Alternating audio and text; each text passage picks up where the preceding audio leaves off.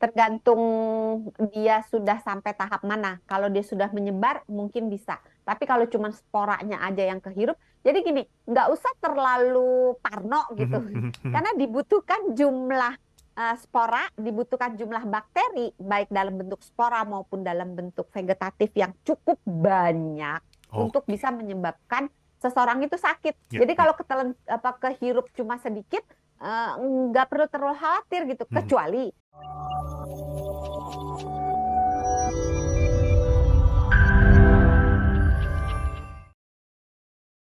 Menularkah dari manusia ke manusia, dokter? iya, tadi terima kasih pertanyaannya Pak Yono, sudah mudah-mudahan terjawab. Terima kasih pertanyaannya Pak Hari di Jakarta. Ini menular atau tidak, tergantung pengertian Pak Hari menular ini apa.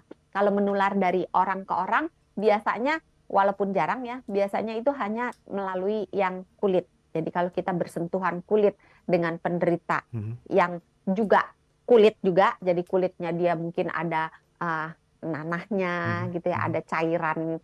Kan dia berbentuk kayak melendung gitu, ada mhm, cairannya. mhm, Nah, kalau cairannya kena ke kita yang mhm, sehat, nah kita yang sehat ada lukanya juga, itu gampang masuknya. Tapi mhm. kalau yang tertelan itu harus kita nelen juga. Jadi bukan nular dalam arti kita terus makan sepiring berdua Ya, dengan ya. penderita antraks kita jadi ketularan, tidak. Tapi kalau kita makan sepiring daging yang sama-sama tercemar gitu ya, kita ketularan, dia ketularan, iya, tapi penularannya bukan dari orang ke orang, Ya. tapi dari makanan yang sama-sama dimakan gitu. Mhm. Mungkin cukup jelas nggak ya? Kalau yang batuk, dokter?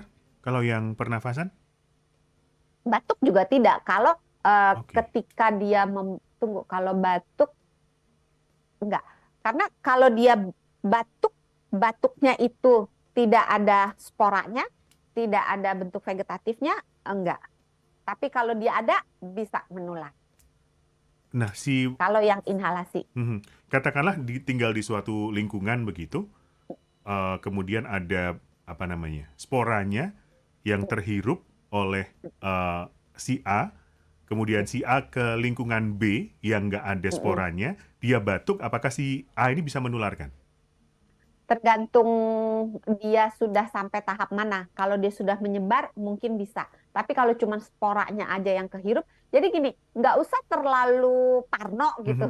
Karena dibutuhkan jumlah spora, dibutuhkan jumlah bakteri, baik dalam bentuk spora maupun dalam bentuk vegetatif yang cukup banyak untuk Oke, bisa menyebabkan seseorang itu sakit. ya, Jadi ya. kalau kehirup cuma sedikit, nggak perlu terlalu khawatir gitu. Mhm, Kecuali kalau orang yang menghirup spora ini yang berada dalam keadaan daya tahan tubuhnya sangat buruk. mhm, Misalnya orang-orang dengan gangguan kekebalan tubuh, mhm, orang-orang dengan AIDS, orang-orang dengan minum obat-obatan untuk menekan daya tahan tubuh mhm. yang secara terus-menerus dan dalam jangka waktu lama diminum gitu. Itu yang perlu apa ya, sangat-sangat khawatir gitu, sangat-sangat waspada, bukan khawatir. Ya. Tapi kalau pada orang sehat pada umumnya, nggak usah terlalu apa ya, parno gitu. Mhm, mhm, Jadi eh, waspada boleh, tapi tidak perlu parno, karena kalaupun kehirup pun,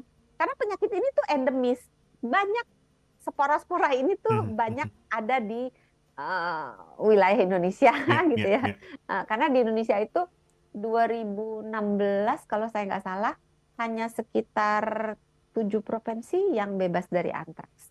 Oke, sisanya Kalau saya memang tidak salah ya, ada mohon gitu ya. dikoreksi ya kalau Ya, saya ya, salah ya. ya, ya. Yang mungkin semoga membantu sahabat-sahabat Sonora adalah ini tidak menular seperti COVID maksudnya. Terus Oh seseorang tidak, kena terus bersin, dah gitu kemudian nular gitu enggak ya? tidak. Oke.